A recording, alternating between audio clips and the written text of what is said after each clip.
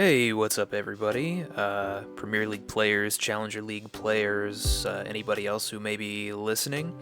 Welcome to another piece of content on the Among Us Burnouts channel. Matt here with a postseason team analysis for my my team in the first season of the Pokémon Draft Premier League. For anybody watching or listening who may not be familiar with the PDPL, the idea behind it is that it's kind of an all-stars, hyper-competitive sort of league made up of a bunch of high-level draft league players from a variety of different leagues. Roster was put together by Dan, A.K.A. StoutGaming. His channel will be in the description below if you're not familiar with him already, but I imagine most of you guys watching this probably are. So I participated in the first season of the Pokemon Draft Premier League.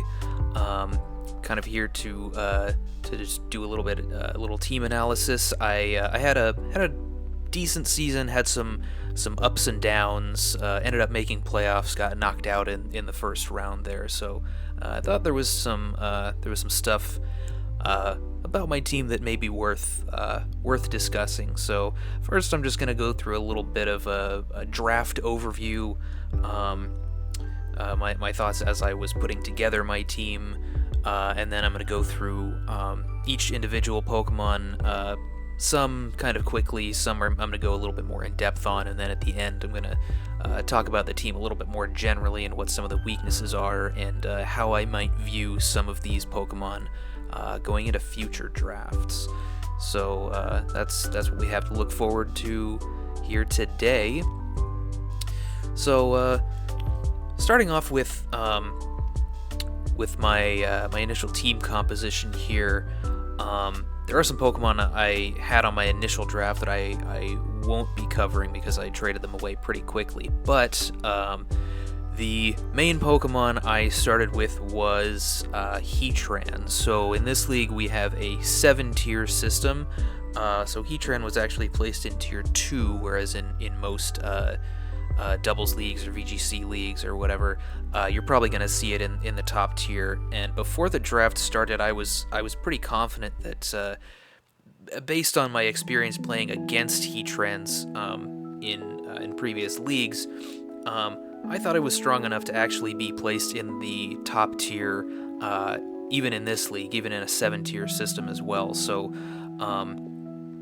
part of me wanted to draft it there in tier 2 for the value, and part of me wanted to just try it out because it's a Pokemon I've never used in draft before, and it was something that I probably wouldn't have ever drafted at any other point without that value being there. It's not because I thought it was bad or anything. I obviously thought it was good, but it never really seemed like my style of Pokemon, so I wanted to try it out there. And then a lot of the draft was not necessarily built around the Heatran, although a lot of it was, but it was the draft was just kind of informed by that initial Heatran pick.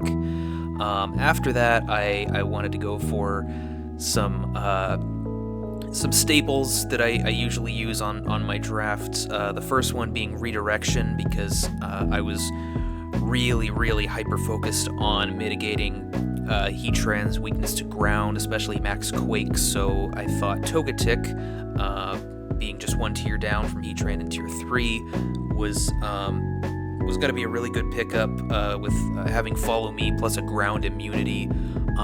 I thought was going to be the best key to Heatran's success, and I knew it was going to be pretty highly valued, especially among some of the other players in this league who came from MDL.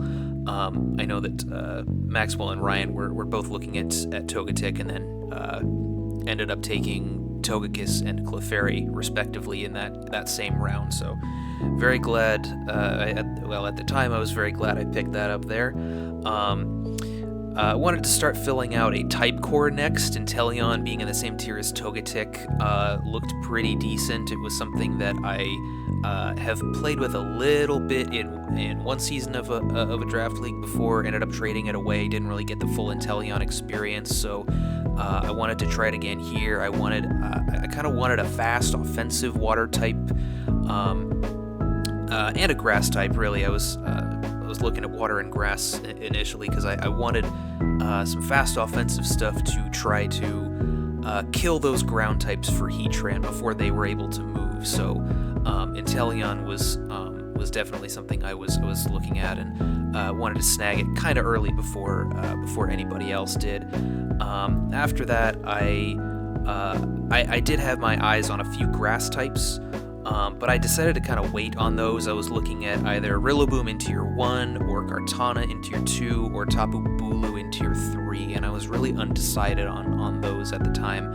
And I sort of wanted to grab some other draft staples that I usually like to have, with that Prankster in the Pearline, and then the Tailwind and the Aerodactyl, mostly because I felt that I had backups for the grass types, and maybe while I was taking those other 2 months before the grass type, somebody else might take those, and either the Kartana Bulu or Grilloboom, and kind of make the decision for me and make it a little bit easier, which actually didn't happen. I don't think anybody used Kartana or Tapu Bulu all season, except for Flamingo, who took Bulu as a playoff transaction.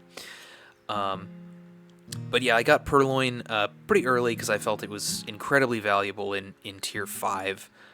Definitely felt it was under-tiered. Felt like I could take it before the Tailwind setter, because at least in Tier 3, I believe at the time Noivern was still available, and Noivern was kind of a backup Tailwind setter for me. So I wanted to grab the Pearline first, Aerodactyl next, and then I kind of had to choose between the Grilloboom, the Tapu Bulu, and the Kartana, and I was leaning toward the Grilloboom, and I felt like I'm pretty sure there were like at least 1 or 2 other players at the time who still had enough a reasonable amount of points to take a Tier 1, and I was leaning toward the Grilloboom, and I decided, you know what, I don't think I want this to get scooped up by somebody else. So had the grassy terrain there just in case something wanted to earthquake the Heatran, which is a little bit less relevant in a max format, but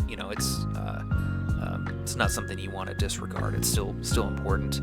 And I was always kind of fascinated by how that this kind of a grassy glide bot would work in a max format, and there were some other kinds of other things you can do with a Grilloboom that I was curious about as well, and seemed like the strongest choice with the Heatran. So I went with the Grilloboom to fill out that type core. After that, I wanted a Trick Room mode. The strongest Trick Room sweeper I felt at that point was going to be Drampa. I actually went with Runerigus in my initial draft before the Aromatisse, which was okay. I felt like I had to make some transactions because I didn't realize how incredibly ice weak my initial team comp was. Partly because I also picked Rotom Fan right after that. I liked I've been wanting to use Rotom Fan on some kind of draft for a while. I always thought it was an underrated Pokemon. I thought it could be a cool max Airstream sweeper, especially with something that had Ice Shard to proc the weakness policy, and Intellion seemed like a really good Pokemon for that. So I felt like this was a good opportunity to use Rotom Fan. Didn't realize until after the draft was over that my team was way too ice weak. So I ended up having to drop that as well. And then after that, I picked up Driftblim for a low-tier Unburdened Tailwind user to pair with the Grilloboom. Thought it looked pretty good. It's got a lot of tools, Tailwind obviously being the main one, and then it had some weakness policy procs for Grilloboom, so that seemed cool. Also picked up Lanoon G because it's a weird low-tier support Pokemon that I've always been kind of curious about. The quick feet with all the all the different support moves it gets is really interesting. It feels a little bit like a Lowland Persian, at least in its move pool and typing. And then picked up the Gothorita down there at the bottom, since I had 5 points left, and it seemed like the most valuable thing that was left in the bottom tier. And then a little bit later on, I dropped the Linoon. Didn't really seem that useful, especially because I had a lot of like dedicated support Pokemon on this team, and dropping it gave me some extra points to get rid of the Runerigus and go for the Aromatisse. And then I also, which was just a better Trick Room setter and support mon in Trick Room, one that I'm familiar with as well. And then I dropped the Rotom Fan for the Rotom Frost, which just gave my team a little bit better synergy. Still left me with maybe one too many fighting weaknesses, but I felt like I could really benefit from an electric type and still keeping a ground immunity in that slot, and the ice ended up being kind of beneficial as well. I also have Diggersby and Corviknight listed here, just because those two are the Pokemon I picked up for playoff transactions. I used Diggersby a little bit in my first and only playoff game. Not really going to talk about those at all. Corviknight I didn't use at all, so nothing to say there really. So the list that you see here on the right side of your screen is these are going to be the Pokemon that I'm discussing individually. So I'm gonna be starting more with the Pokemon that there's a little bit less to say about, and then as I get deeper into this list, I'll kind of end with the Pokemon that I'm gonna get a little bit more in depth with. So that's kind of the order that I decided on here. All right, so the first Pokemon I'm gonna be going over here is Aromatisse.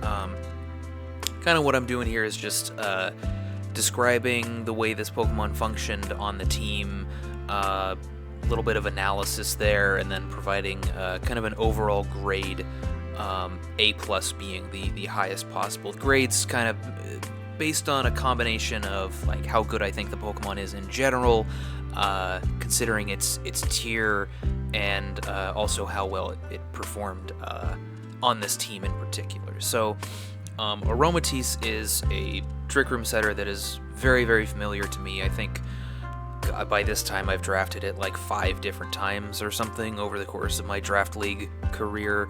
It has a very unique typing. Most Trick Room setters, you're going to get a Psychic or a Ghost typing. Aromatisse is one of the very few Fairy-type Trick Room setters. It might be the only pure Fairy-type Trick Room setter, I believe. You're gonna get stuff like Hatterene, Carbink, and other stuff like that, but I don't think there's another pure Fairy typing. If I'm off on that, you guys can yell at me in the server or whatever. Taunt immunity is absolutely huge. That's also one of the reasons that I've really loved using the Water type Slowbro and Slowking in the past. But Aromatisse is even better because it provides an immunity to move restricting moves to its partner as well, which was absolutely huge for Togetic on the team, because the main way I was trying to get Trick Room set up was with a Follow Me from Togetic and a Trick Room on the Aromatisse. And Togetic normally is just Eviolite Pokemon like Togetic or Porygon 2 or Dusclops, stuff like that. They're super taunt bait, but having that Aromavale out on the field with that Togetic is just excellent. I loved that a lot. It's just got Aromatisse has a fantastic support move pool. It has high potential for big Dynamax combos. As for support, I mean, it's got a ton of stuff: Screens and Charm, Helping Hand after you ally switch. And then for Dynamax combos, I used Fake Tears a lot this season next to the Drampa. It has great weakness policy proc moves. There were times when I considered Drain Punch on Aromatisse with weakness policy Drampa. You've got Gyro Ball for other things, obviously not Drampa, but depending on what Trick Room sweeper you've got next to it, there are different things you could do with Gyro Ball or some weaker fairy moves, anything like that. And the speed stat just makes that even better. 30 base speed for a Pokemon that wants to function in Trick Room feels like kind of the baseline. It feels like the Trick Room equivalent of like a base 130 speed. At least that's how I think about it in my own head. So base 29 speed, especially for these Dynamax combos, being able to fake Tears before the Trick Room sweeper moves, or proc the weakness policy before you attack, being just under base 30 like that is really, really nice. So Aromatisse is it's an all-around fantastic Pokemon. I really like it a lot. It's not exactly perfect, which is why I gave it an A- instead of an A, but yeah, it's really fantastic. It's one of my favorite Trick Room setters, and I felt it was definitely worth the extra 15 points upgrading from one of those Tier 4 Trick Room setters. Next up, we've got the Drampa. Talked about it a little bit on the last slide, so pretty straightforward. It was really just here as a sweeper in Trick Room, and it did its job pretty well a couple of times. It's also something that I've drafted before with Aromatisse as well. I think I've drafted Aromatisse a lot, but I've drafted Drampa with Aromatisse like maybe 2 or 3 times now. Three times, definitely 3 times. It's just a really strong combo. I like Drampa a lot. It just has such extreme damage output. Its special attack stat is sky high, and then you have Berserk on top of that, which is the ability of choice most of the time. The type coverage that you get on it, I mean, it's got great neutral stab. Normal and Dragon are kind of the go-to moves when you just want to hit things neutrally. Normal's a little bit more awkward to use in Trick Room, obviously, because this is a max format, so you're going to be lowering your opponent's speed, but usually I feel like that's not that big of a deal unless you're going up against an opposing Trick Room sweeper whose speed, ends up in like the 40s or something, maybe a Vikavolt or Marowak or something like that. But it still has the Dragon Stab, which is super nice. You still get a decently powerful 140 base power max Wormwind off of that Draco Meteor, and it's got fantastic super effective coverage as well. It's got that elemental coverage with the Flamethrower and the Energy Ball and Thunderbolt and Hydro Pump and all that kind of stuff. So if you need to hit something for super effective damage, it's probably got you covered. Even ran Focus Blast at one point, which is obviously a little bit dangerous, but it worked. Abilities, Berserk is usually the one that you want to go with, but it also has the Sap Sipper and Cloud 9. Sap Sipper is cool just in case you're going up against something like a Mungus or Fungus.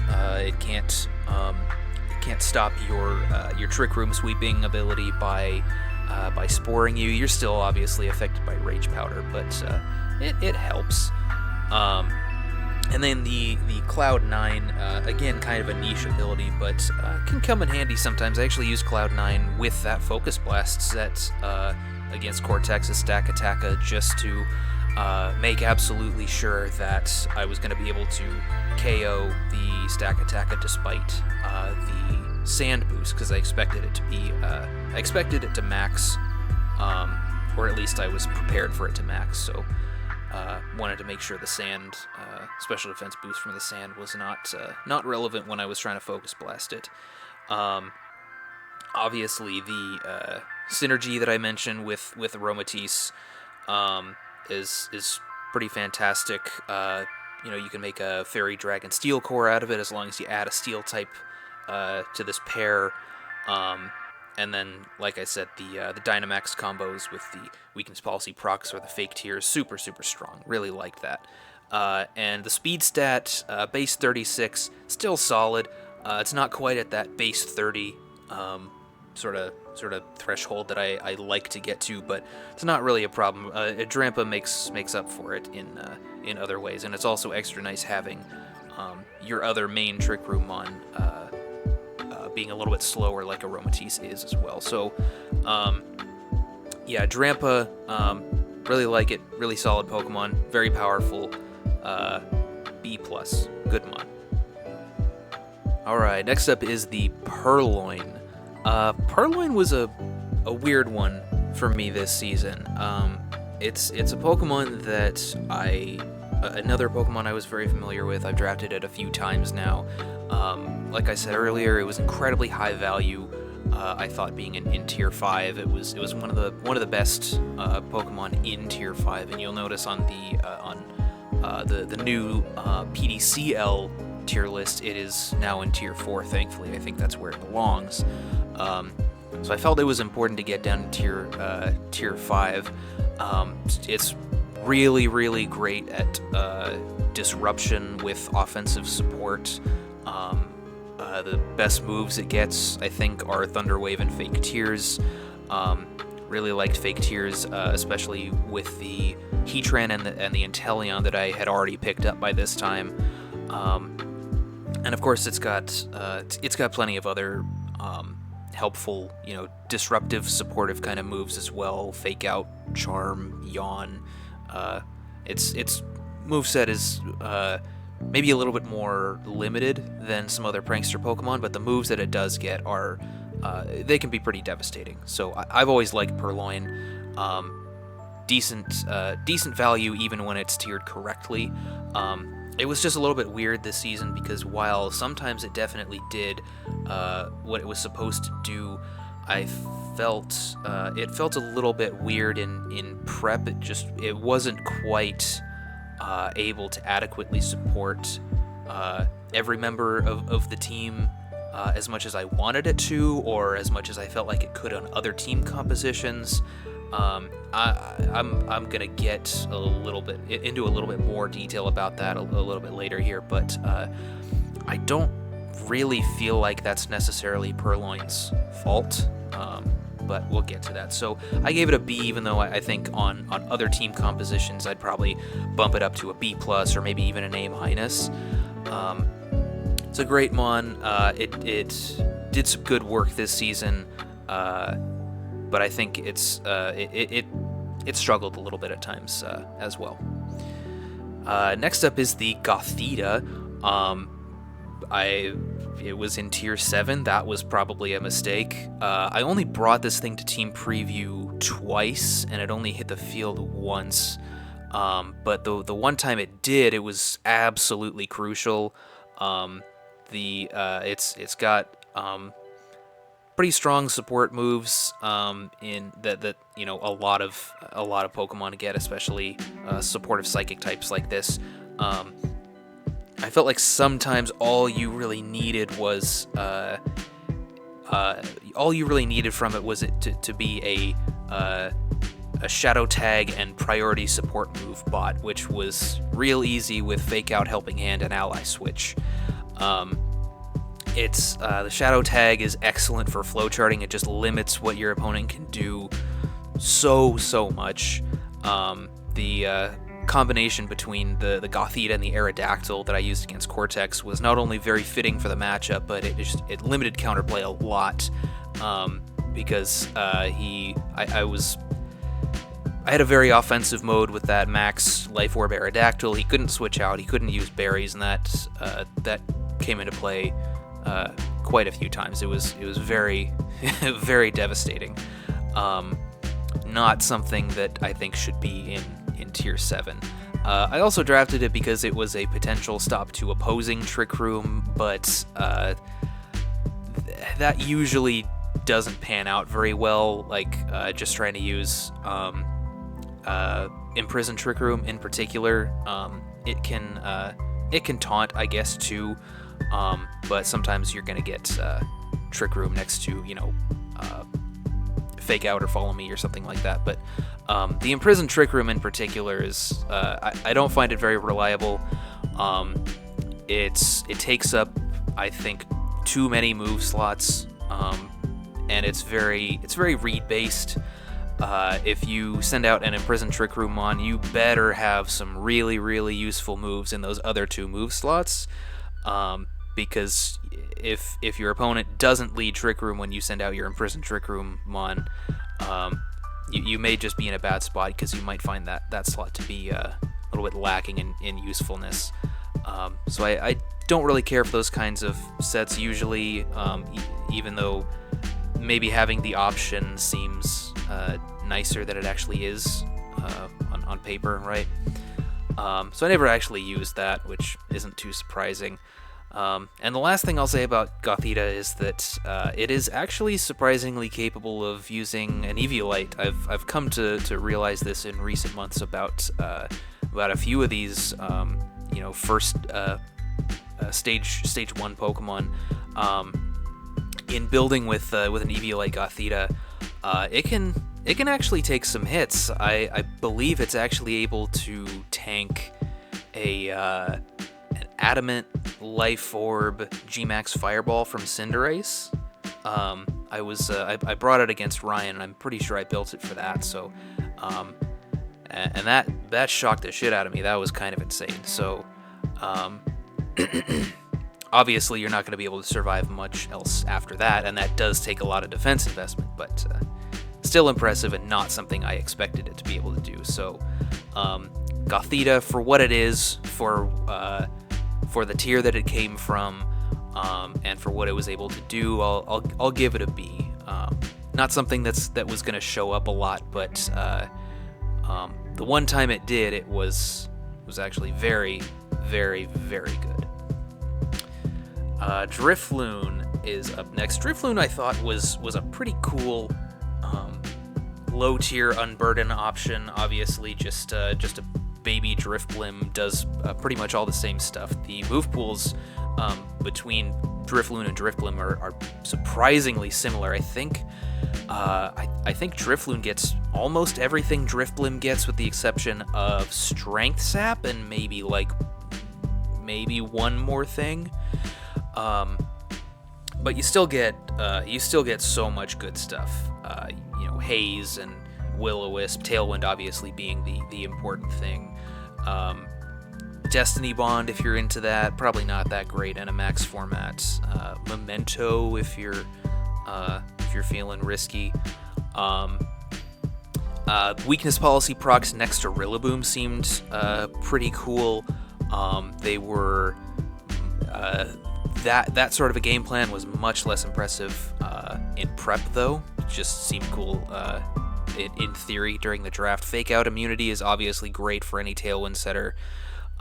Problem is, I only brought this thing once, and it was kind of lackluster.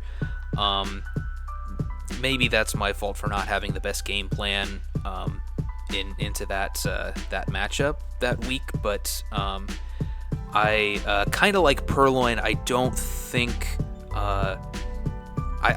Driftloon was exactly capable of supporting Grilloboom as much as Grilloboom needed to be supported. So it's hard to tell if Driftloon is actually good. I mean, I think it's good. Seems good on paper, at least. Maybe for a different terrain setter. I'd like to run it next to a Tapu Lele or something like that. I mean, Lele Driftblim is pretty tried and true combination, so I'm sure it would be good there. But yeah, I don't think I can really give it a grade. Even though I had it on the draft all season, there were multiple times when I considered it, even though I didn't actually bring it. And then the one time I did bring it, it fell a little flat. It was a little disruptive, but it wasn't all that great.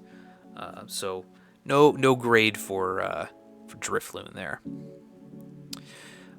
Next up we have Togetic, which is the only other Pokemon here that I was not really able to give a grade to, and which was kind of surprised even me, because I thought I was pretty familiar with Togetic, and I mean I think I am, but it was another Pokemon. The dedicated support Pokemon on this team I'm sure you'll notice a pattern by now. They generally were not as good as I expected them to be, because the Pokemon, most of the big heavy hitters that were going to benefit from their support needed more support than they were able to provide. Togetic is a very strong Pokemon. It's incredibly bulky. I thought it was its two best partners on the team were the Aromatisse or the Intellion, mostly because the Aromatisse with Togetic, taunt immunity for both Pokemon, very reliable Trick Room setup.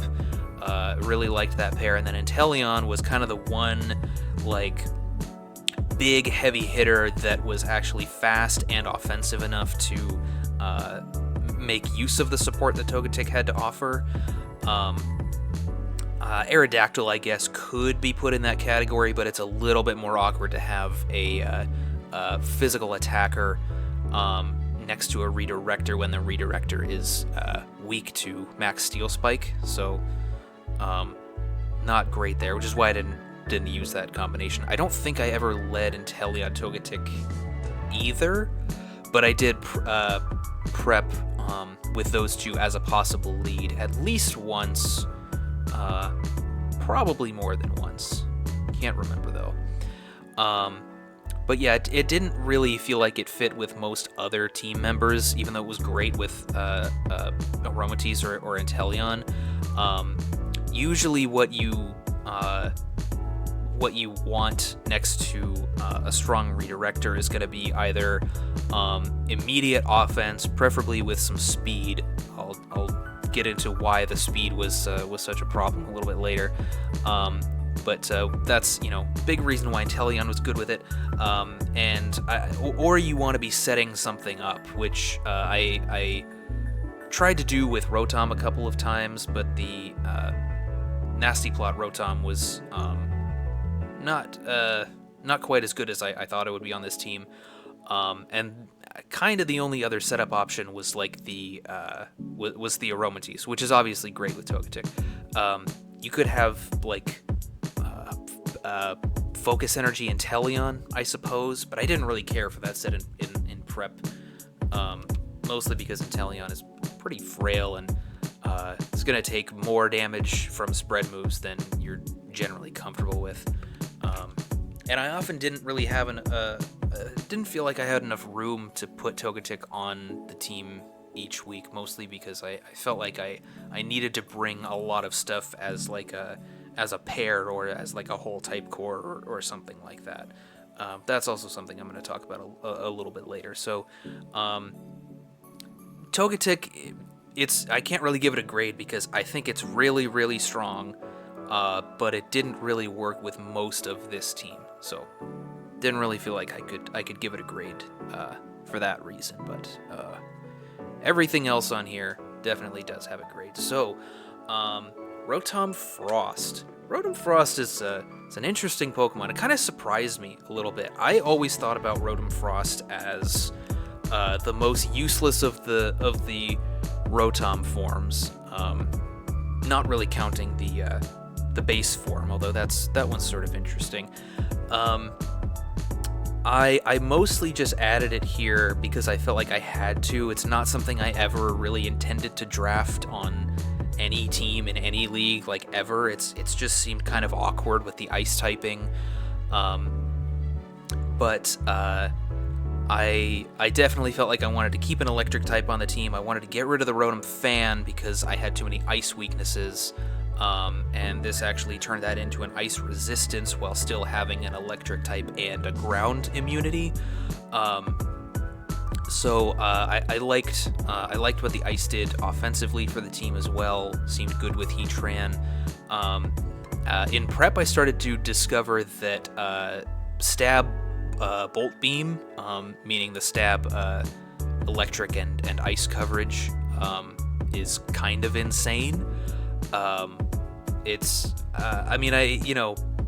you're aware of that on paper, at least before drafting this thing, but when I actually started prepping with it, I was really surprised by how strong like a big Dynamax Rotom actually seemed into a lot of teams. There were a lot of teams that just didn't really seem to be able to handle that combination if you got Rotom into a good position. And it had great synergy with a few other members of the team. Ally Switch next to Heatran was something that obviously you can get from any Rotom form. Came in clutch in one of my matches against Charles. He had a Moltres on the field. Fully expected the Moltres to have a fire move, probably single target fire move because of Heatran's Flash Fire. And then Scorching Sands as well. So if he's targeting Scorching Sands into Heatran or Flamethrower into Rotom Frost, you can ally switch and suddenly you're immune to that attack no matter which one he goes for, which turned out to be super clutch in I think it was my game 2 against him. So that was really nice. Turns out that the Blizzard spam next to Max Intellion was actually really cool. I felt like I sort of got lucky in that I already had like the perfect Max Hailstorm user to put next to a Rotom Frost in that Intellion. That was not planned at all, especially because I didn't even grab Rotom Frost in the initial draft. I loved the Intellion there because the G-Max form allows you to set Hail without fighting a weather war with yourself. You're not fighting between the Hail and the Rain. And of course, you could just put another Ice type next to Rotom Frost, but then you're putting 2 Ice types out on the field, and that just seems kind of bad. So, and then I felt like the water typing with the Electric Ice there had some pretty good offensive synergy. I like to use a Scarf Blizzard Rotom with Max Intellion, where the Rotom, if it didn't need to be fast, super fast, then I like to make it a little bit slower than the Intellion, so I could still Max Hailstorm first and then go for a fast Blizzard. So that was kind of cool, even though its damage output was a little bit underwhelming at times, but it's a Rotom. It's not meant to be some godly sweeper. And like I said, Nasty Plot. I tried Nasty Plot at least once or twice. It was just often hard to fit on the team.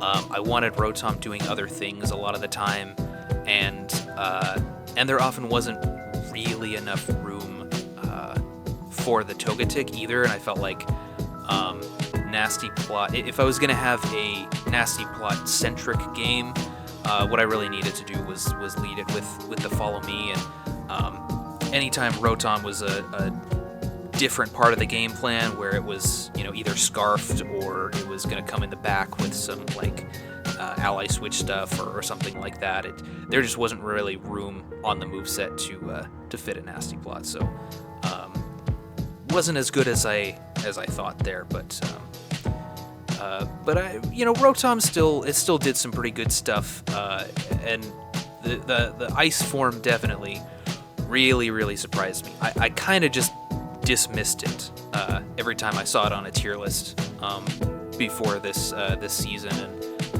I felt a little bit forced into picking it because I wanted to get rid of the fan form. Wasn't really anything besides Rotom Frost that fit what I wanted to do, and it turned out to be a lot better than I initially thought. So don't judge a Pokemon until you use it, I guess. Okay, next up is the Aerodactyl. Aerodactyl is the one of my new favorite Pokemon that I discovered with this draft. Originally just drafted it as a Tailwind setter, and I also I had my eye on it for a Nerve, also because a lot of people like to put a Rindoberry on something, usually their water type, against a big Grilloboom team. Obviously, Unnerve has all kinds of applications for many other different berries, but that's the first thing that made me think of it, at least. Aerodactyl is definitely one of the Pokemon that I liked most on this draft.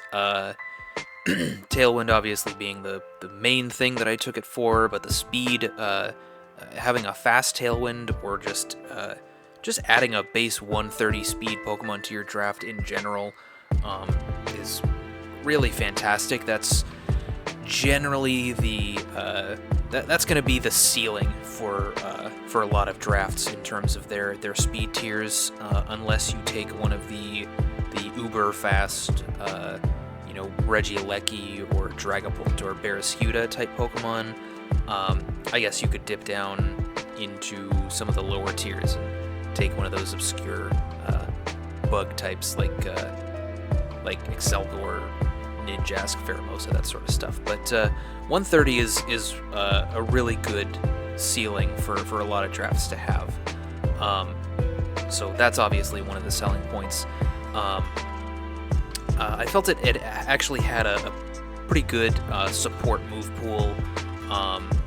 Gets some weather moves. As a good taunt user. Ended up using Wide Guard on it once. Tailwind, obviously. So it's definitely got some good support tools. The only thing it's really lacking is things to increase its partner's damage outputs.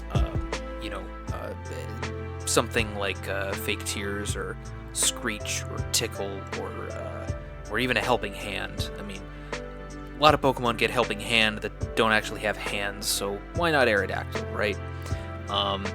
It's got some good weakness policy proc moves, mostly on the special side.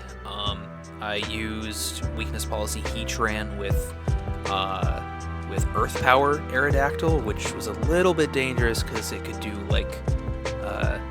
the top end of the damage roll there ended up being like 20% to max Heatran, which is kind of insane. Also brought Ancient Power with weakness policy Rotom Frost. 1 week it never hit the field, but it was there, at least in team preview. I suppose you could put Rain Dance and Sunny Day in that category of damage boosting moves, but they're not as general as something like Fake Tears is, right? Aerodactyl itself has a pretty respectable damage output. Base 105 is, I think it's the same offensive stat as Rotom is, which is kind of funny because I said Rotom's damage output was a little bit lacking, but Aerodactyl was something that I never really expected to be super offensive, and there are also times when it can miss out on some calcs, but you give it a Life Orb, and whether you max it or not, I was actually pleasantly surprised by its damage output. I expected it to mostly be a Tailwind bot, unnerved Pokemon with some support utility stuff. So to see it succeed more than once, actually, with some offensive sets was really nice.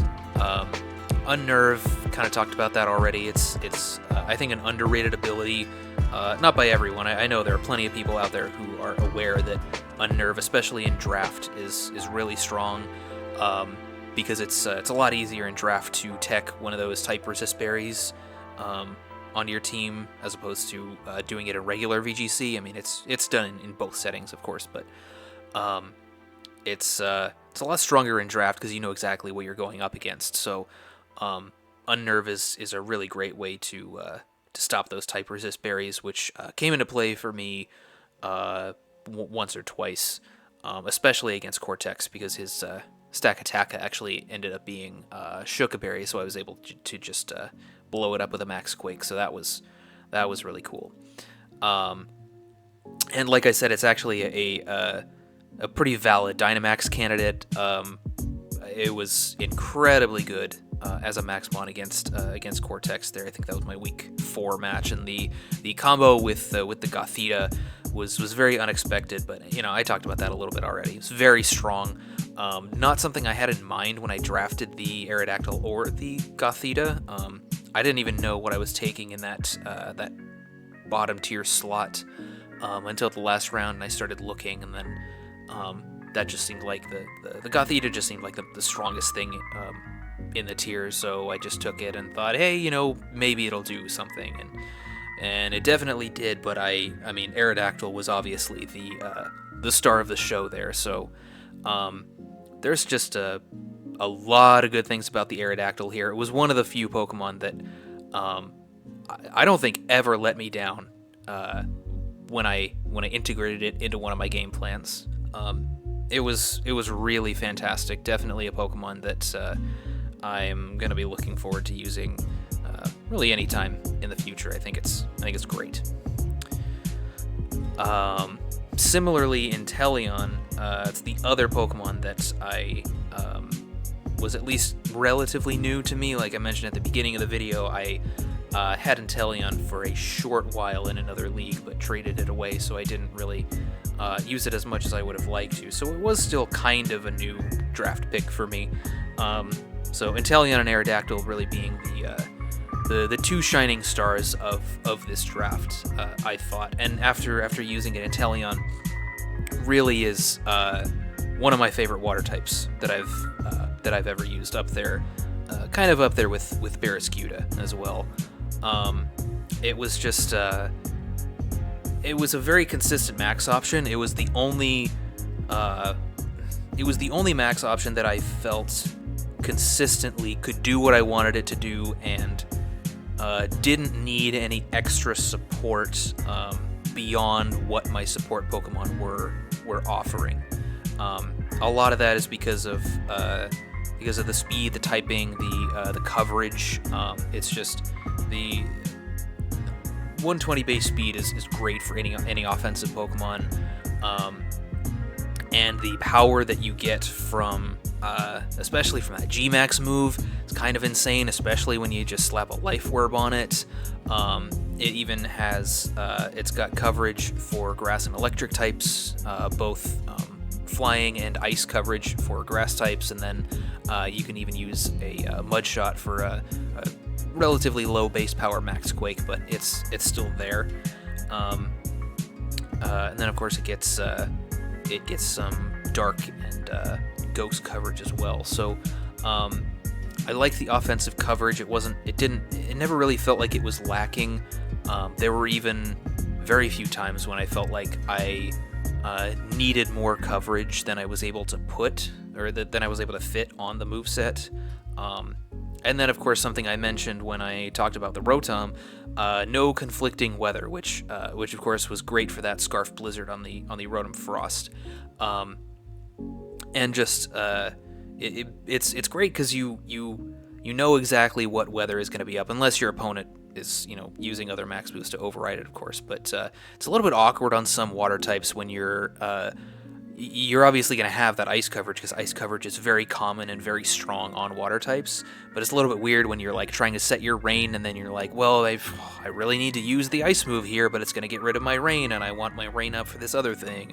So that kind of sucks. But with the extra base power on the G-Max move, you often didn't need rain, and you could reliably set up hail for whatever else you wanted. In my case, the Rotom. I also drafted it for some possible support sets. They actually looked pretty great on my team, and kind of interesting. Most of the time I felt like I actually couldn't sacrifice Intellion's offense. I found that I kind of had too few big consistent offensive pieces on this team, and a lot of the time Pokemon like Intellion had other things that they might want to do, but on this team it just wasn't really feasible most of the time. The one time I was able to afford a support set on Intellion was my game against Ryan, week 9, week 10, something like that. I think the Intellion ended up with like Snipe Shot, Aqua Jet for the weakness policy proc on Heatran, and then a Reflect and Icy Wind, and that turned out great. Intellion was the support Intellion set was kind of the unsung hero of that match. It was not as flashy as like the Dynamax Heatran or something like that, but it really did a lot of work, and I was very happy with that as well.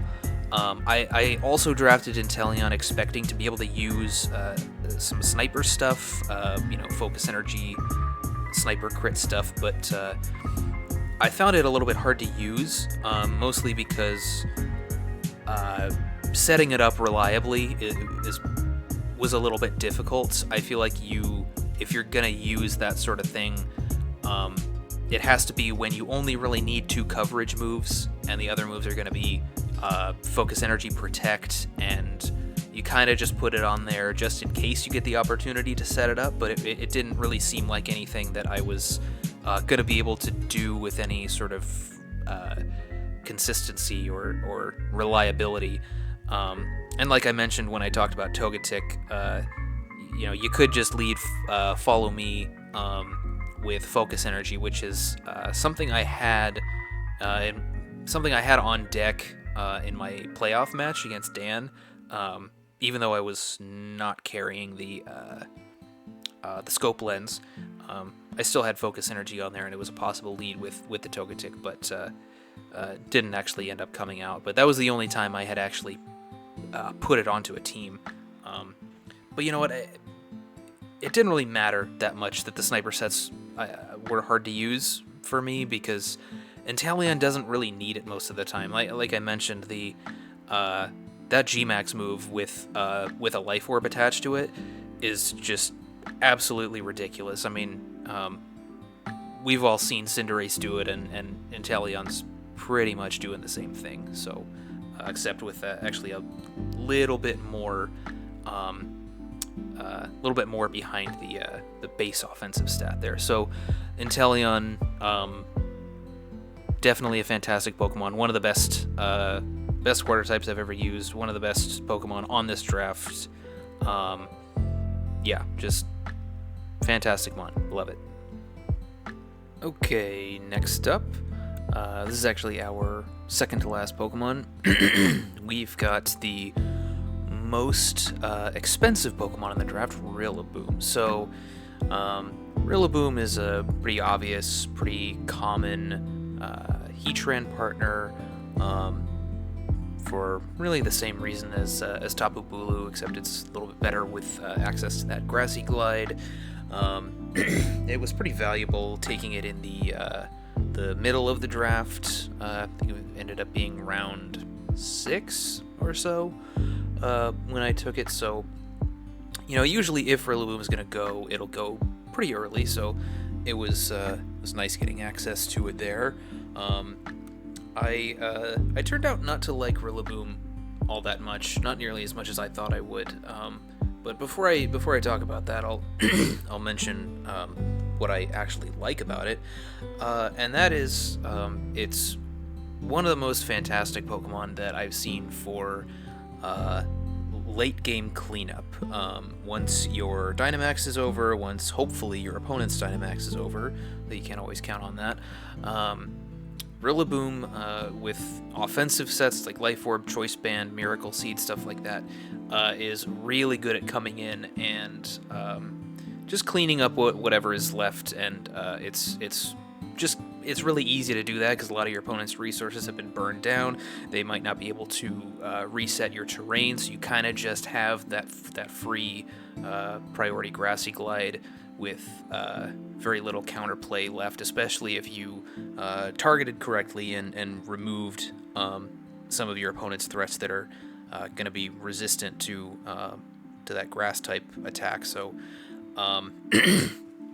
that power and priority combined is really, really nice. So that's, and in fact, I've actually been using Thwackey on my current team in the Great Lakes Draft League. It's obviously not as strong as Grilloboom there, but I've used it a couple of times, kind of for the same thing, and it's serves the same purpose. I like it quite a bit. So pretty good for that. Not so good for as a Dynamax candidate, however, most of the time. I did have some success with it, but not very much. Um, so I don't want to say that it's.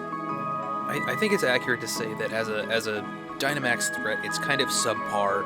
I wouldn't say it's underwhelming. That was kind of the first descriptor that came to mind, but it's hard to call a Pokemon with access to that 160 base power Gmax Drum Solo underwhelming, especially with that terrain boost that you get.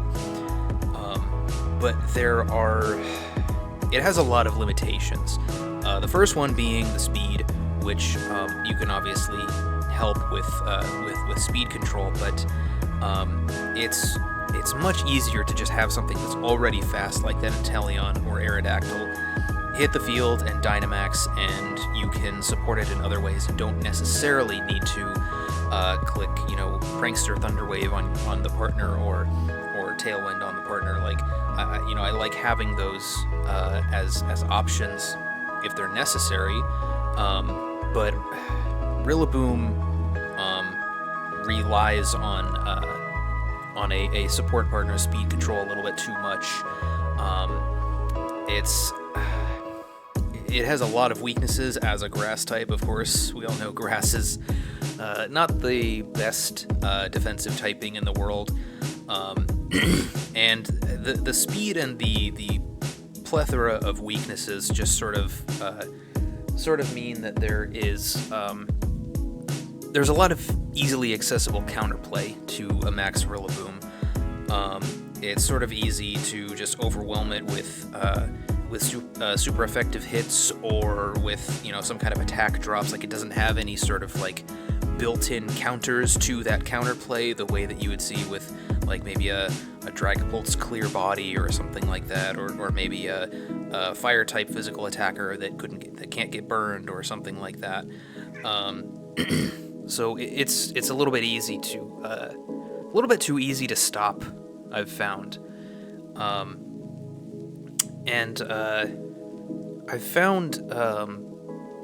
I found myself struggling to figure out what item to put on a Dynamax Grilloboom a lot of the time, because it doesn't really have the same stats as a lot of the other tier 1s. Tier 1s, a lot of them are, legendaries or pseudo-legendaries, something like that. But when you're maxing a Grilloboom, like, the 125 base attack is okay, the defenses are okay, but I found myself a lot of the time wanting something to boost my damage, item-wise, while also really needing some kind of item to block the counterplay that my opponent might go for, whether that was a type resist berry or like a white herb to block a, Max Wormwind or Intimidate drop or something like that.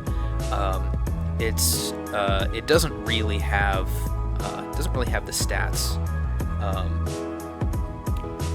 to measure up to a lot of those other tier 1s, which kind of leads me to one of the points that I have on here. Outside of Grassy Glide, it feels like a tier 3. That's kind of the fault of the stats. So anytime you are not using Grassy Glide, for example, when you're maxing it, or if Grassy Glide isn't really relevant to the situation at hand, maybe there's a couple of things, you're a little bit out of position, there's a couple of things on the field that resist grass, you're not clicking Glide to, pop a 1 HP Pokemon, whatever, Grilloboom feels pretty underwhelming, so it's weird for, because of Grassy Glide, it has to be in tier 1. I'm definitely not arguing for putting it in a different tier, but it is very strange to have a high tier Pokemon that, when you take away that one thing that makes it a high tier Pokemon, it feels like it's not not worth the points that you spent on it. It's a little bit like drafting a Gmax Lapras and then maxing a different Pokemon with Lapras still on your team. If Lapras didn't have that Gmax Resonance, it would be a much, much lower tier Pokemon. So that's sort of what it felt like at times. And going back to the Grilloboom as a max sweeper. The last thing I want to mention is the coverage, because another thing that I typically want out of a tier 1 is the ability to, if it's a good Dynamax candidate, which most tier 1s should be, not all, but most, it should be capable of handling most of what most teams have.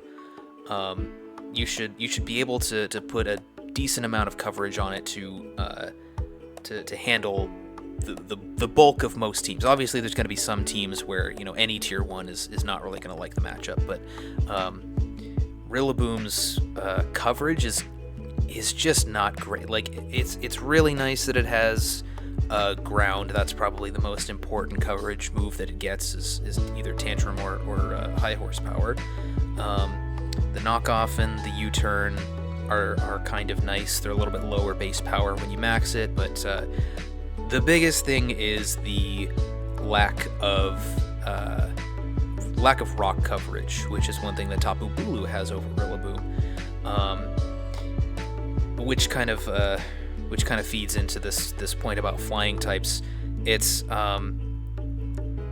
definitely awkward when your tier 1 is just hard countered by one type and can't do anything against it. Usually most tier 1s will have some kind of counterplay to a type that they're weak to, but I feel like it's rare to just get hard-walled by a type and be able to do absolutely nothing about it. At the very least, maybe another tier 1 might have like a secondary stab that hits that type for neutral damage. Something like a Dragapult maybe hitting a fairy type with a neutral ghost move, or hitting a dark type with a neutral dragon move, something like that. So it's it's definitely weird to have a Grilloboom-centric game when most teams are going to have some kind of a flying type, and it feels a little bit like, if the plan is to send Grilloboom out there and max it, and your opponent puts out a flying type, well, then you're suddenly sort of out of position immediately. And you can obviously switch things around to get into a better position, and you should always have a backup plan, of course, if that were to happen. But just doesn't feel good that it's so easily countered. I mean, I even used I maxed Grilloboom against Sakimoto, and at least I believe I maxed Grilloboom. That was the idea anyway, and I even had a super effective move against his flying type for once. I brought knockoff against his Galarian Articuno, and the Articuno still bodied me, so that wasn't so good. As for more supportive and pivoty sets, I would have liked to use those a little bit more, but the problem there felt pretty similar to the support Intellion set problem, where I kind of needed this whole Fire, Water, Grass Court a lot of the time for my offense. There just wasn't a lot of other places where my offense was going to be coming from. So it was a lot harder to use those sets, except at least with Intellion, I got one support set in. So that was nice. I think if I also would have preferred a bulky water type to, like, let's say U-turn into a lot of the time those like pivoty sets with like a fake out U-turn, assault vest, that sort of thing. It would appreciate U-turning into a bulky water type for some defensive switching, and Intellion is not really something that wants to switch into anything, even if it's a resisted hit. So unfortunate that I didn't really get to use those, but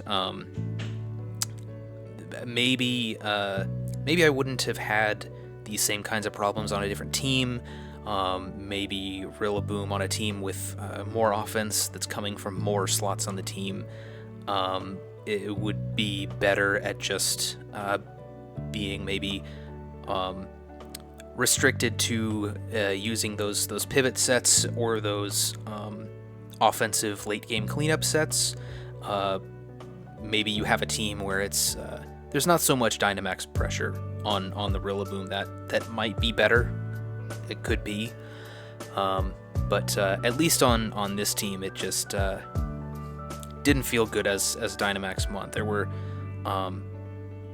it was a mixed bag with Grilloboom, so I'll give it a C, which at certain times feels feels a little bit generous. Maybe a C minus might actually be in order, but it was pretty successful enough, so I'll keep it at a C.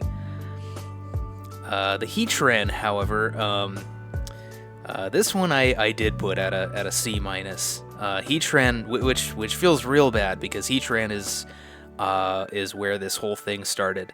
I looked at it first round of the draft and I thought, hey, 2 great types.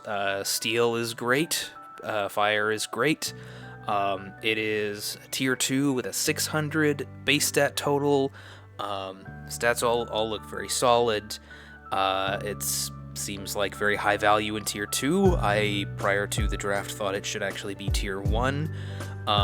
So it made sense to me to take it, and especially since I wanted to give it a shot and knew that it wasn't the type of Pokemon that I would typically take. So I thought this would be a great opportunity to do that, to do it when I thought it was tiered too low. So Heatran is another mixed bag, but I felt like it was less reliable than Grilloboom, mostly because at least Grilloboom had that one really strong mode where I don't think it failed me as like an offensive late game cleanup mon, whereas Heatran feels to me now like a Pokemon that can't really afford to not Dynamax, and I had some pretty bad experiences using a non-maxing Heatran.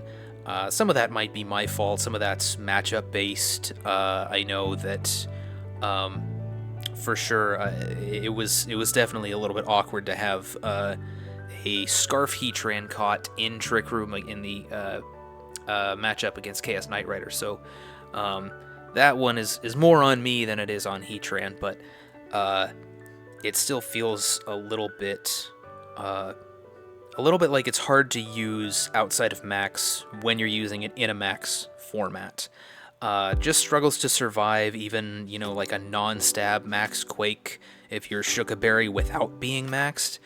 If the Pokemon that's hitting you with the Quake is strong enough, that can be pretty shaky. It can be strong in certain situations.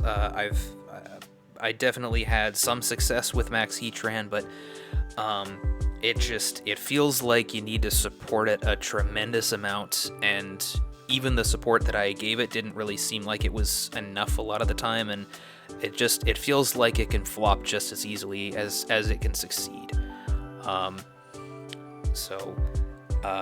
And a big part of that, I didn't feel like I had enough support for it, mainly because it was so incredibly weak to both Snarl and Max Quake. When I was drafting this team, I was pretty hyper focused on that ground weakness and Max Quake weakness, and I didn't really anticipate how goddamn weak my team would be to opposing Snarl, especially fast Snarls.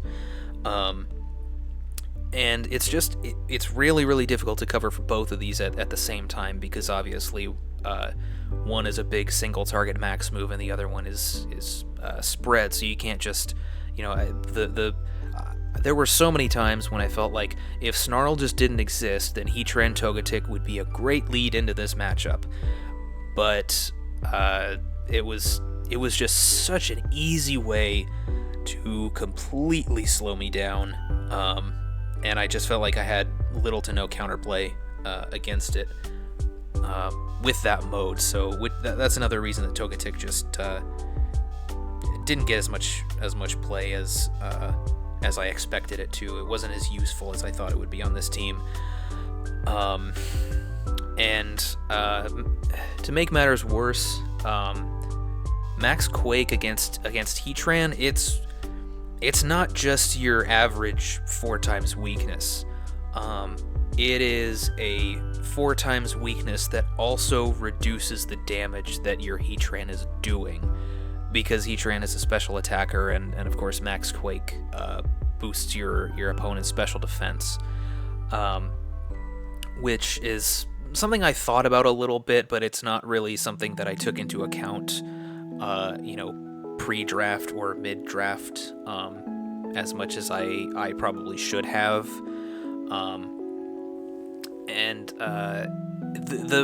The 4x weakness also kind of means that I think a 4x weakness is especially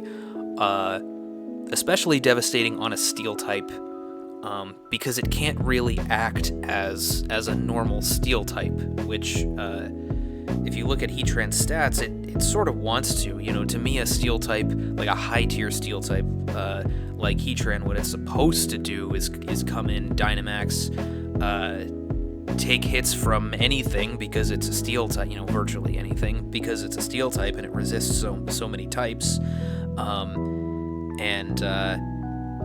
Heatran just can't really do that with that 4x weakness, which is another reason I never tried to use a body press set. There were a couple of times when I was like, if I felt like Heatran could I could build it with a specially defensive spread and boost up my defense with iron defense and body press everything, maybe put some leftovers on it for recovery or something like that, I could kind of make it unkillable, and a body press set might be good. The 4x weakness just ruined that completely.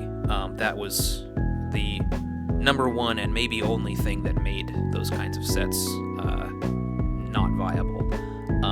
And I think maybe the most important point here of all is that the speed stat makes all of this worse.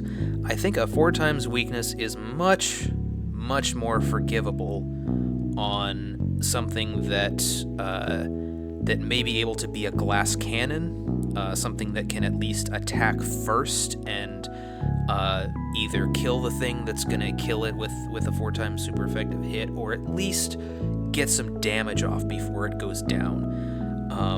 Or maybe it's fast and frail enough to run a Focus Sash, and who gives a shit if your Weavile, for example, gets hit by a Max Knuckle when you've got a Focus Sash. You're at least going to live for another turn. So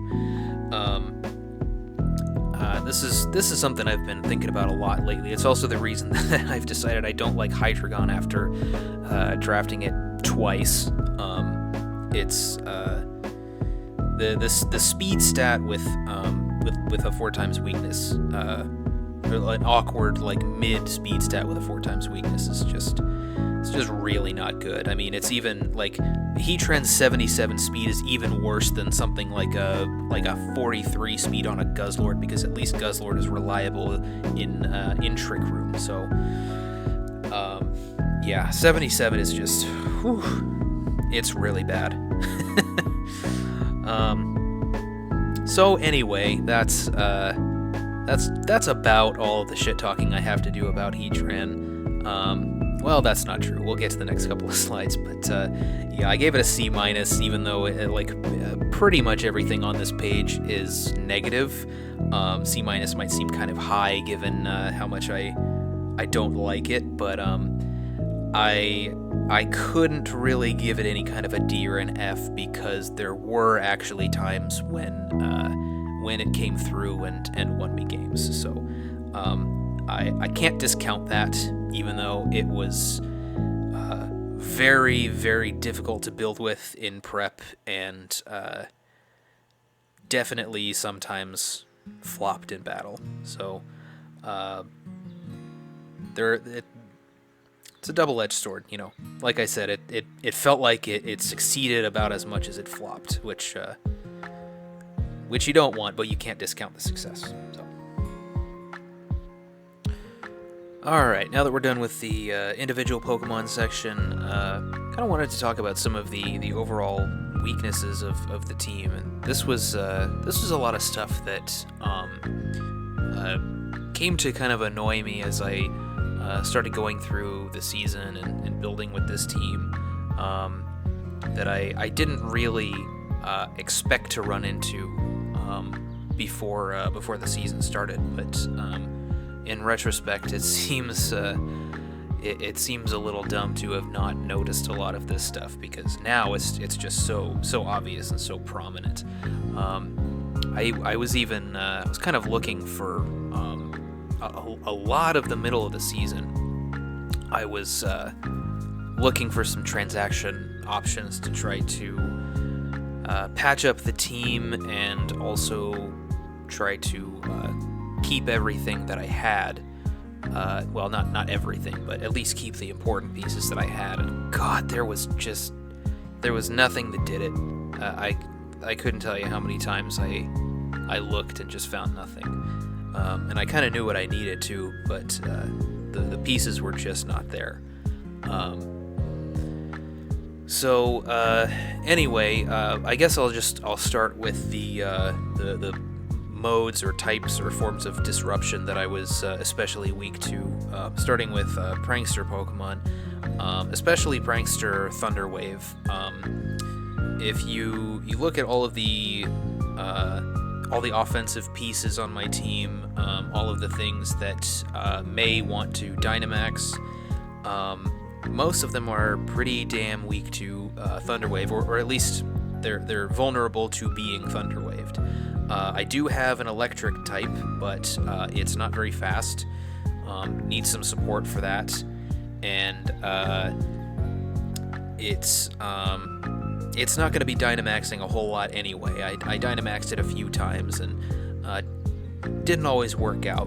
And it wasn't the Rotom wasn't even coming to games consistently. I think it probably came to like half of them, I would guess. And then everything else, I mean, well, the Drampa is forced to come with the Trick Room mode, but everything else that I might want to just plop down on the field and max, mainly the Heatran, Intellion, Grilloboom, and kind of the Aerodactyl, they're very vulnerable to being Thunderwaved, which would be especially bad for the Aerodactyl or Intellion, because they're not exactly the bulkiest Pokemon in the world. I didn't have a Dark type, except for Pearline, which is a support piece anyway, and I didn't have a Ground type. A Ground type was actually one of the things I needed the most, and I just didn't feel like there was an adequate one left. That's a big part of why I wanted to pick up Diggersby as one of my playoff transactions, but well, didn't end up mattering. Snarl as well.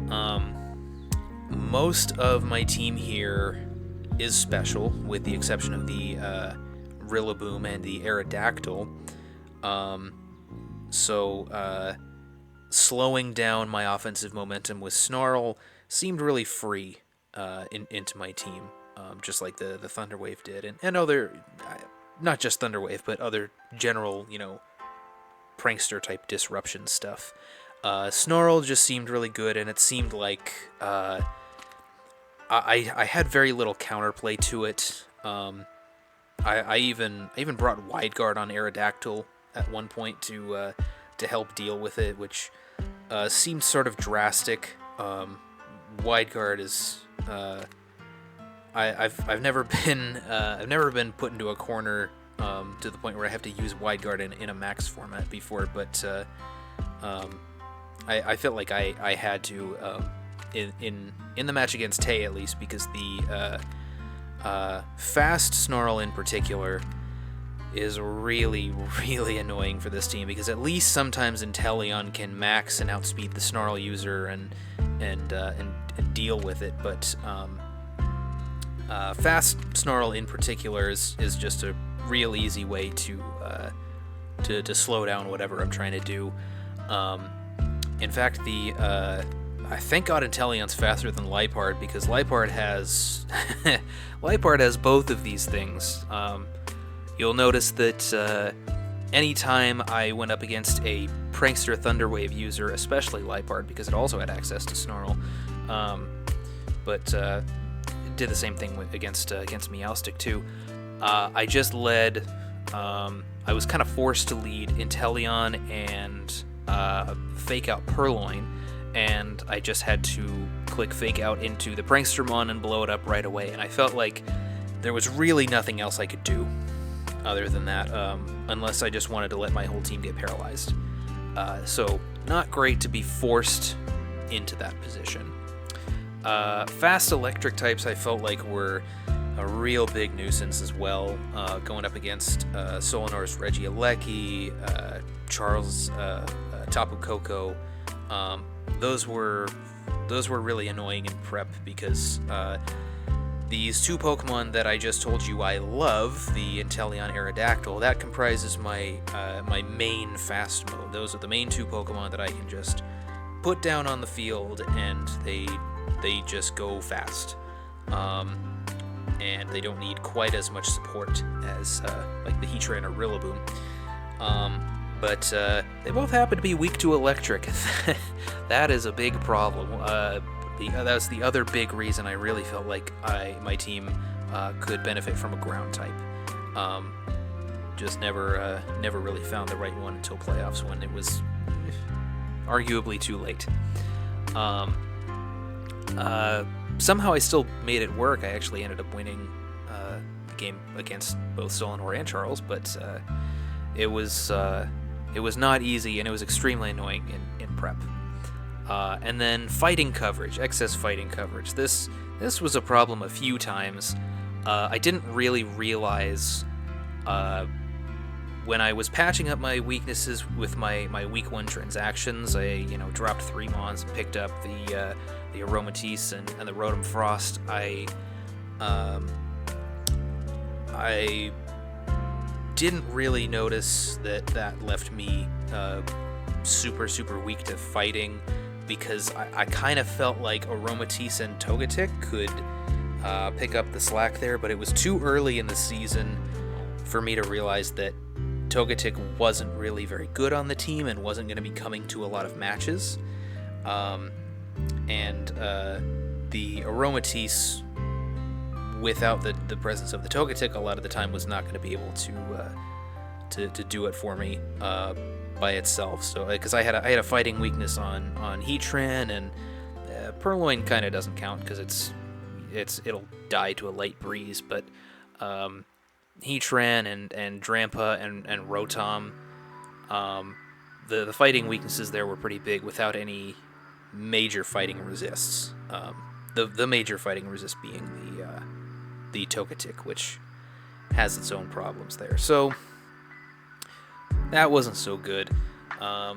The other problem that I had was something that I touched on on a couple other slides, so I won't go too deep into it here, but just limited role versatility. I had probably too many dedicated support pieces. Togetic, dedicated support piece, also too expensive for what how much work it turned out to do during the season.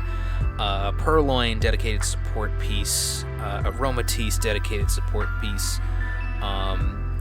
Aromatisse could do some damage, but it does get some special attack boosting moves, but it's hard to justify those when it's your Trick Room setter. Driftblim, also a dedicated support piece. Gothita, obviously a dedicated support piece, but I don't know how much I want to count Gothita since it was kind of an afterthought on this team. Aerodactyl, while drafting, I kind of thought of Aerodactyl as a dedicated support piece with an okay amount of damage, and I'm happy that I discovered that it's a little bit more than that. But there just weren't a lot of slots left on this team to do the heavy lifting offense-wise. You gotta kill something when you're playing a game of Pokemon. You obviously have to have stuff that kills your opponent's stuff. So it seemed like a lot of these Pokemon, especially the Fire, Water, Grass core that I have here, were really just forced into those roles, and I didn't really have the team versatility to allow something like Intellion to move into a support role, or something like Grilloboom to move into more of a pivoty fake out U-turn kind of role. So that was a little bit limiting. I felt like after middle of the season, I kind of started to feel like, all right, so this team is roughly going to do the same kinds of things going into each matchup, and there's not a lot of flexibility in what roles these Pokemon can play. And then, even though Heatran and Grilloboom were kind of forced into those heavy hitter slots, it didn't even really feel like they made the cut there. They didn't really put in as much work as I needed them to, because the support pieces I had were generally not good enough to make up for all of their weaknesses. Okay, this next one was kind of a big one. Pokemon slot syndrome. We often talk about move slot syndrome on Pokemon that really feel like they need 5 moves going into a particular battle.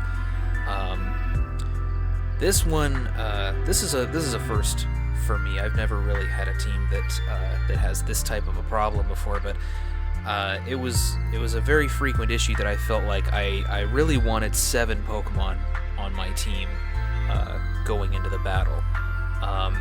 I often felt like I needed to bring my entire Fire, Water, Grass core, plus at least one dedicated support Pokemon, something like, you know, Pearline or Togetic, whatever, and then the Trick Room mode with Togetic. Now, one easy solution to that is to just, you bring the Fire, Water, Grass core, that's 3, you bring the Trick Room mode Aromatisse Drampa, that's 5, and then you use Togetic to help you get Trick Room up, and also use it as your dedicated support to go with your Fire, Water, Grass core. That sounds good on paper, but that's not. That didn't really turn out to be that great in practice, mostly because of the way that Togetic did not fit with a lot of the members of this team. And sometimes I felt like I really needed the Pearline, for example, or the Aerodactyl for Tailwind. Sometimes I felt like I needed the Rotom mode, at least for some kind of synergy typing reasons. Maybe I needed the Aerodactyl for an offensive set. So there was I always had to make some kind of big sacrifice in prep, whether that was scrapping one member of the Fire, Water, Grass core, or using the Trick Room mode without Togetic, which seemed much less consistent. Sometimes that meant I was kind of forced to bring the Aromatisse Drampa in the back, and I could never lead it, even though sometimes I did. Or that meant scrapping the Trick Room mode entirely, and I was left with 2 to 3 empty slots on the team. And I kind of had to cobble together some kind of a backup mode with a couple of the pieces on the team that I didn't already have on there, which usually proved to be kind of subpar, and were only really there to fill out some slots, so it was a little bit awkward. And I think this problem could have been solved if Grilloboom and Heatran were just a little bit more versatile.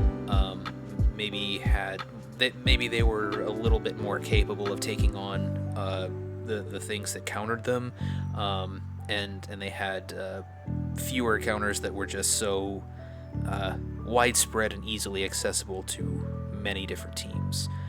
Because then at least I wouldn't feel like they always need to come together in order to help counter each other's or to help deal with the other one's weaknesses, which is kind of feeds into my last point here. And this is mostly just about Heatran and Grilloboom. I drafted these two mainly for their synergy, and that kind of came at the cost of everything else, because they didn't really have much more than that, and that kind of contributed to this 7 Pokemon slot syndrome, or the 6 Pokemon slot syndrome, and it also meant that I didn't have enough versatility or like speed with hyper offense like I was getting from Intellion, enough to overcome the kind of counterplay that was easily accessible for my opponents to slow down or kill the Grilloboom or Heatran, and the synergy just it wasn't enough to overcome that, and it wasn't enough to consistently control the board state. So I felt like with this pair in particular, and with the lack of offense on most of the rest of the draft, it was sort of just synergy at the expense of everything else. So those were kind of the major weaknesses, major flaws that I found with my team. These are definitely things that I'm going to be carrying with me moving forward. Some lessons to take away from this team that hopefully I will not repeat in the future. But we'll see. You know, it's sometimes it's hard to know whether you're repeating the same mistakes when you're drafting additional Pokemon that you're not familiar with in the future. So I don't know. But that's kind of the purpose of experimentation, which this was a little bit. But anyway, so to finish off this video, I thought I might just give you some brief thoughts on whether I would draft these Pokemon again. These kind of coincide with the grades that I gave them, but not completely. The Aromatisse, Drampa, Aerodactyl, and Intellion, absolutely yes, I would draft these again. In fact, I already have to some degree with each of these. The Aromatisse, Drampa, like I said early on in the video, that's a pair that I've drafted now, I believe 3 times. And Aerodactyl I drafted very recently on my PDCL team, and the Intellion I drafted again on my most recent MDL team. We're doing one last Generation 8 season over there. I took Intellion as my water type, and I was more than happy to do that. Let's see, for the Pearline, Driftblim, Togetic, and Rotom Frost, I would definitely draft those again as long as they were on the right team. The Pearline and Togetic, prior to this PDPL season, I would have thought are a little bit more splashable than they actually are.